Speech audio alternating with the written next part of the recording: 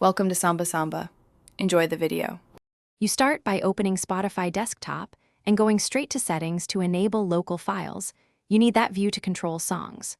Once done, note the folder path Spotify reads. This is where the files live on disk.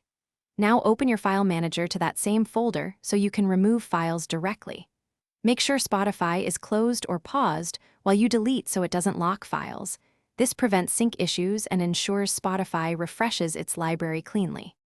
With the File Manager showing the Local Files folder, select the tracks you want to remove and delete or move them to the recycle bin or trash. This step removes the actual files Spotify references, which is why you work on disk rather than inside the app. After deleting, relaunch Spotify or use View Refresh to force a library update. The app will notice missing files and drop them from local files. If files reappear, check other included folders in Settings and repeat. To finish, open Spotify Settings and remove any folder paths you no longer want scanned. This prevents accidental readdition. Next, clear Spotify cache to wipe stale entries that can display deleted tracks. Once cleared, restart the app and confirm the local list is updated.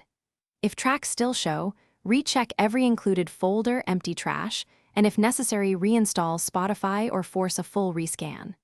Troubleshooting tip: if a song persists, verify the file isn't duplicated elsewhere on your system before further steps. Thanks for watching. Consider subscribing if we helped you.